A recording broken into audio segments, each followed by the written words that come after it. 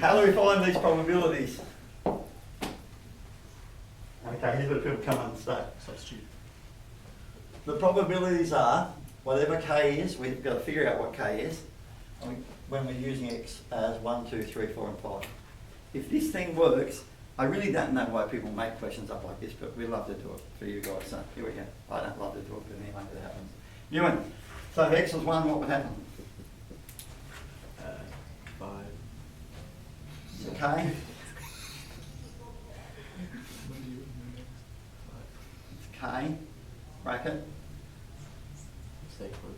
6 minus 1. What's happened? Starts with S and it's got lots of letters. Substitute. What did I substitute where?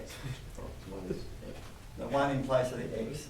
So now I'm going to substitute 2 in place of x. And now I'm going to substitute 3 in place of x. And I'm going to substitute 4 in place of x. So if we put 1 in place of x, I've got 5k.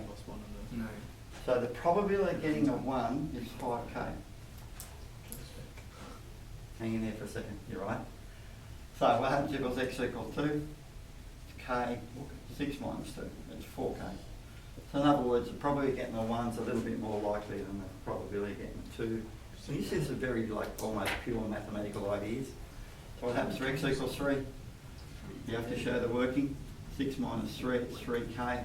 So that's 3k, and that's 2k, and that's 1k. So in other words, if you could go back to the basics, that's twice as likely as that, and that's 3 times as likely as that, and that's 5 times as likely as that, and go through all the basics of what's going on. What do the probabilities have to do? Add up to 1. Add up to 1. So 5k plus 4k plus 3k plus 2k plus k has to equal 1. Why do people have so much trouble with getting that? It's like their brain will look at it, understand that when you're doing in class, get to an assessment, forget what they're doing. Just go stupid. I don't know what it is. 9, 11, 12, 13, 14, 15k equals 1. So k equals 1/15. So really this probability is 5/15, 4/15, 3/15, 2/15, and of course we could simplify them 1/15. Yeah? So what's probably getting an even? 4, no. 4 6 plus 6 2/15 is 6/15. Do you have to simplify it? No. But there's an OCD thing almost where mathematicians have to. So we go 2 and 5. And of course a lot of people write 0.4. What's the probability of it being greater than 3? 3/15. Can't count that because it's greater than. So you can only count those two. So it's 2/15 plus 1/15, 3/15, which you were stating as an answer. Yeah, which is the 5th. And then the big one, the one that everyone makes up. Given that we've got x was greater than 3, just given that, sometimes I just think of it as given that. We've done given that before, haven't we? Out of. It's almost like I could at that point say, we're only using these. I'm going to do it. Here we go. Only using those two possibilities. It's like someone's looking and they said, oh, you've got a 4 or a 5. Or they say you've got greater than 3. So they've restricted what you've had. So what does it restrict though? Restricts the domain. So the probability of x being a 4, given that you already know it was greater than 3. So what have we got? We already know that the probability of x being greater than 3 was the previous answer. Usually the base will do that to you, but not always. So let's go. This is the numerator, and that's the denominator. So what's on the denominator? Greater than 3 years? 2/15, 10, 1/15. You okay with that? Probably would have been a 4, 2/15.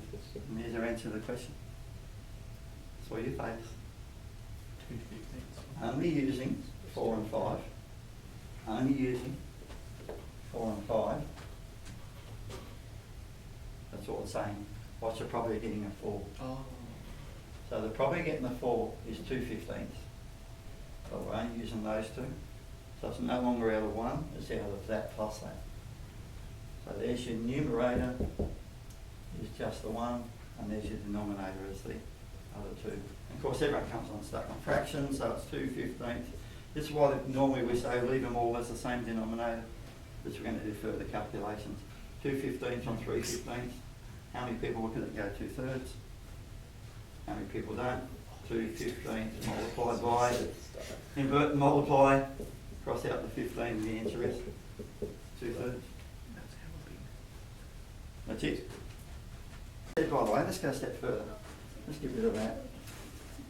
Let's make up a D. Maybe. D. Probably x being 5, given that x was greater than 2. Probably need that one. So we need the extra bit of the table back. We need this bit here. 3. We see greater than 2. Either it's going to be a 3 or a 4 or a 5. So that was 3/15. So this is your numerator. Some people just don't get this at times. And so I get them back to learning a rule. What's on the numerator, what's on the denominator. So there's your fraction. It's almost like that's writing a fraction. So probably of a 5 is? 1/15. Yeah. So that's your numerator. Now we want the denominator, which is going to be greater than 2. So we can use 3. 6. Yeah. So you could have just done it in here, 2/15, but let's just write it down for once. So it's 1/15 on 6/15. Invert and multiply, I'll just write down 6. So does your brain know that I can cancel those 15s? Yeah. So when you invert and multiply, you cancel. So all this is doing is restricting. I feel like it's restricting the domain, no? I'm talk really domain. Okay. Just restricts what's out of, makes everyone's brain. Okay?